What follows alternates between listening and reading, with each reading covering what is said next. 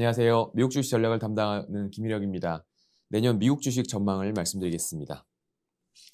미국 주식은 내년에 총 4단계의 과정을 거쳐서 전개될 거라고 생각합니다.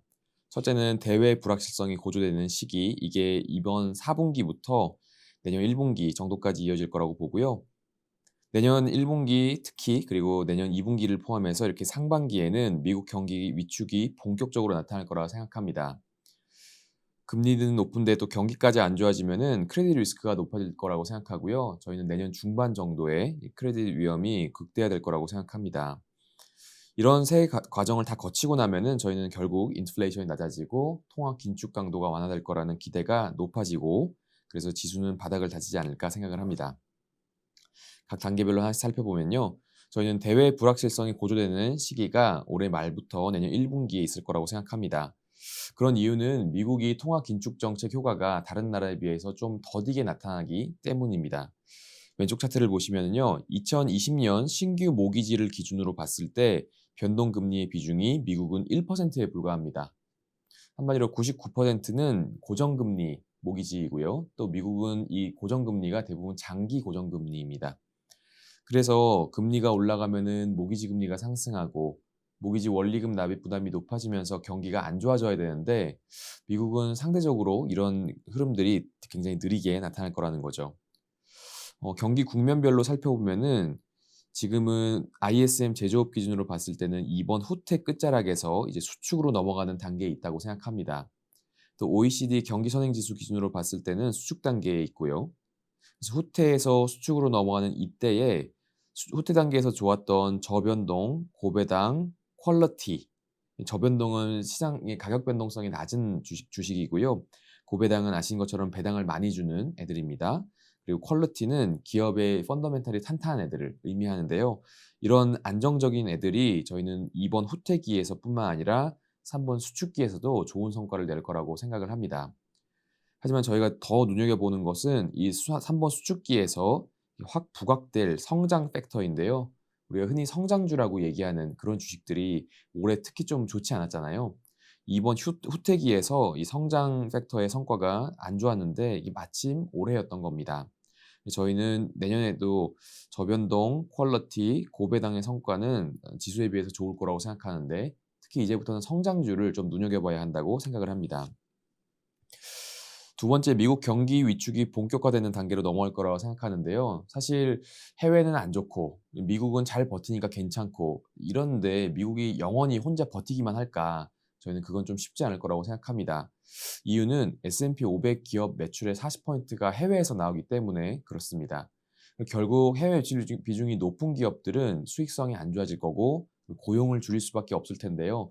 저는 이 두 번째 미국 경기 위축이 본격화되는 이 시기에 미국 고용이 특히 안 좋아지기 시작할 거라고 봅니다. 이런 때에는 저희는 여전히 또 방어 업종이 괜찮을 거라고 생각하는데 팩터 전략은 아까 말씀드렸던 첫 번째 단계와 동일합니다. 미국 경기가 안 좋아지는데 이미 기준금리는 높이 올라와 있는 상황이고요. 그래서 고금리 환경에서 경기까지 안 좋아지면 기업들은 정말 버티기가 어려워질 겁니다. 그래서 저희는 결국 크레딧 리스크가 높아지는 시기로 넘어갈 거라고 생각하고 내년 중반쯤일 거라고 생각합니다. 실제 왼쪽 차트를 보시면은요. 노란색으로 된 이 영역은 기준금리를 의미합니다. 그래서 기준금리가 올라왔을 때 아래쪽에 있는 실선, 검은색 실선, 크레딧 스프레드가 올라오는데요. 그래서 결국 기준금리를 올리고 나면 크레딧 위험이 높아질 수밖에 없다는 거죠. 거의 예외 없이 이런 현상들이 나타났습니다. 저희는 이번에도 그런 현상들이 나타날 거라고 생각해서 기준금리를 올리고 난 다음에 경기가 안 좋아지면 크레딧 리스크는 더 안 좋아지는 기업들이 정말 많이 흔들리는 그런 상황이 오지 않을까 그거를 내년 중반쯤으로 생각합니다. 크레딧 리스크가 높아진다는 거는 기업들이 빌린 돈을 못 갚는다는 얘기잖아요. 근데 그런 기업들이 과연 그러면 고용을 계속 이어갈 수 있을까? 저희는 고용도 많이 안 좋아질 거라고 생각합니다. 오른쪽 차트를 보시면은 노란색 선은 소비 심리 지수인데요. 소비 심리 지수가 떨어지면은 사람들이 소비를 덜 한다는 의미고 그러면은 기업들의 수익성이 안 좋아지면서 결국 기업들 해고가 늘 겁니다. 근데 이렇게 해고가 늘면은 또 소비 심리가 안 좋아지겠죠. 이런 악순환을 타면서 이때 사람들의 심리가 상당히 위축될 거라고 봅니다. 하지만 사람들의 소비가 약해지면은 소비 수요가 약해지면 결국 물가도 떨어질 거라고 보는데요. 왼쪽 차트에 보시는 것처럼 노란색 선은 소비 지출의 증가세. 근데 이게 내려오면은 소비 증가세가 약해진다는 거죠. 그러면 무채색으로 표시된 이 인플레이션 지표들도 결국 떨어질 거라고 봅니다. 이렇게 인플레이션이 낮아지면은 통화 긴축 강도가 약해질 거다라는 기대가 슬슬 생길 거라고 보고요. 그래서 이때 멀티플이 바닥을 다지면서 시장은 결국 반등하지 않을까 생각합니다. 그러면은 경기 국면으로 봤을 때도 3번 수축 단계로 이미 단계에 이미 들어가 있을 텐데 그 상황에서 이제 4번 회복과 1번 확장된 단계로 넘어갈 거라는 기대가 조금씩 살아날 거라고 보고요. 그래서 수축 단계에서 좋았던 저변동, 퀄리티, 고배당처럼 안정적인 그런 애들보다는 반등 탄력이 강한 사이즈, 모멘텀 이런 팩터들이 더욱 주목받을 수 있을 거라고 생각합니다. 참고로 이 사이즈는 동일 가중 지수를 의미하는 거여서요. 중소형주라고 생각하시면 됩니다. 또 우리가 눈여겨볼 것은 3번 수축에서 4번 회복이나 1번 확장 단계로 넘어가도 여전히 좋은 애들이 성장 팩터입니다. 그래서 올해 말부터 내년까지 이 주식 투자를 하실 때 승부수는 어쩌면 후퇴해서 수축으로 넘어갈 때 성장 팩터를 담는 거, 그리고 수축에서 회복 단계로 넘어갈 때 저변동, 퀄리티, 고배당 같은 안정적인 애들보다 반등 탄력이 강한 사이즈, 모멘텀으로 전환하는 거, 거기에서 이제 승부수를 띄워야 되지 않을까라고 생각을 합니다. 네, 여기까지 미국 주식 전략을 말씀드렸습니다. 감사합니다.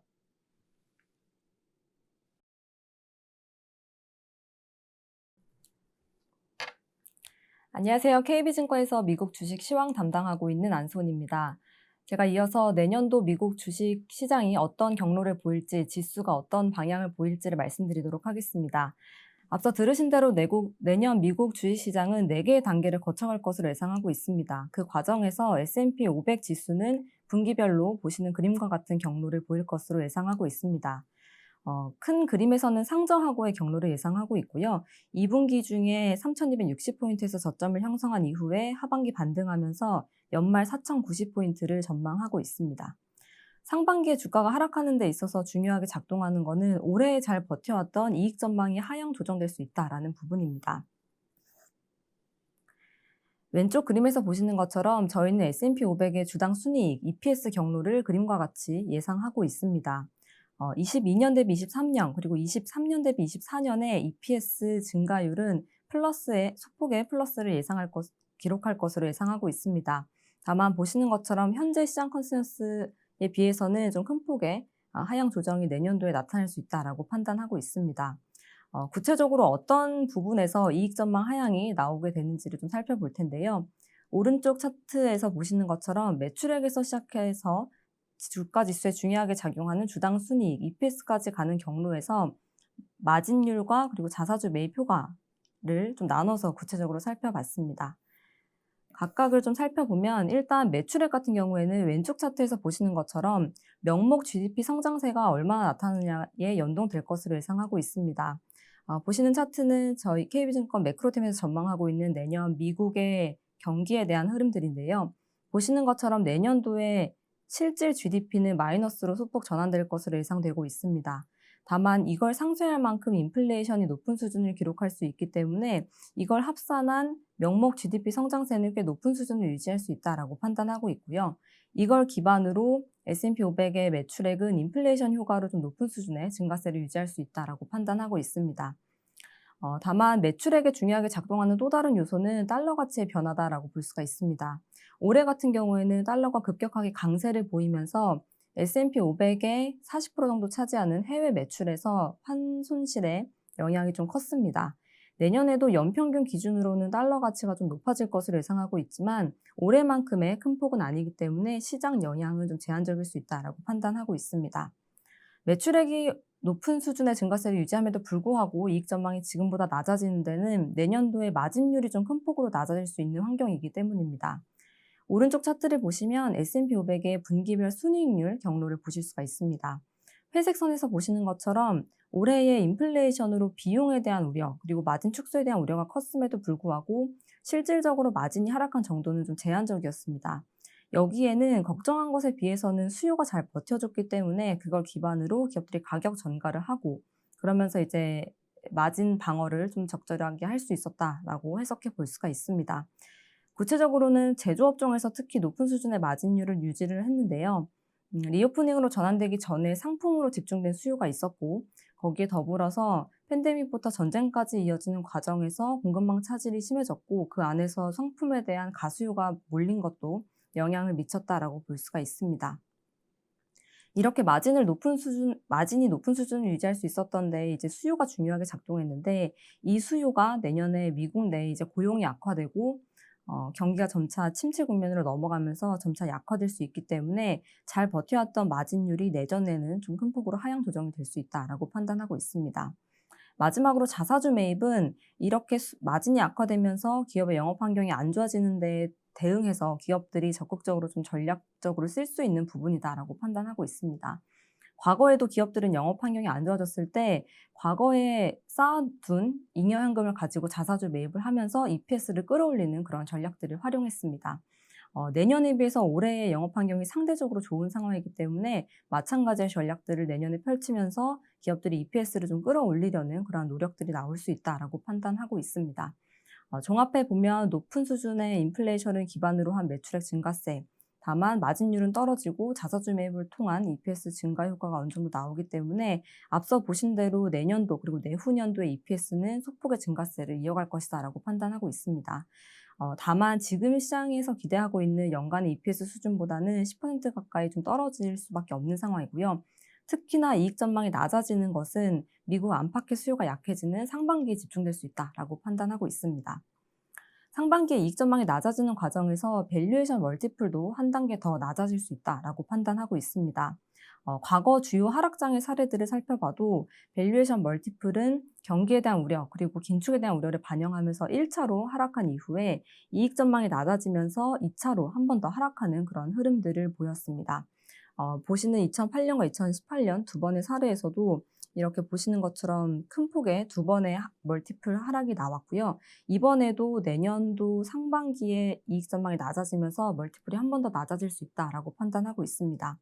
다만 이미 1차 멀티플 하락기에서 과거 사례들보다 더 큰 폭으로 하향 조정이 된 상태이기 때문에 2차 하락폭은 좀 제한적일 수 있다라고 판단하고 있고요. 내년 상반기, 구체적으로 2분기 중에 12개월 선행 PE 기준으로 14배 부근에서 저점을 다져나갈 것으로 예상하고 있습니다. 다만 상반기에 이익 전망이 크게 낮아지고 그리고 경기에 대한 우려가 좀 큰 폭으로 반영이 된 뒤에는 통화 정책이 점차 완화적으로 돌아설 수 있다라는 기대가 강해질 수 있다라고 판단하고 있습니다. 그러한 기대들이 이익 전망보다 멀티플을 먼저 끌어올리는 그런 동력으로 작동할 것이다라고 판단하고 있고요. 보시는 것처럼 박스권 범위 내에서 12개월 선행 PE가 하반기에는 이익 전망보다 먼저 돌아서면서 주가 지수를 끌어올리는 그런 역할을 할 것으로 예상하고 있습니다. 말씀드린 이익 전망과 밸류에이션 멀티플의 경로를 좀 종합해서 살펴보면 앞서 보여드렸던 S&P 500의 분기별 경로를 보실 수가 있고요. 보시는 것처럼 전반적인 내년의 주가지수 흐름을 그렇게 낙관적으로 보고 있지는 않지만 앞서 말씀드린 4개의 단계들을 확인해 나가면서 전략적으로 충분히 대응할 수 있는 시장이다라고 판단하고 있습니다. 감사합니다.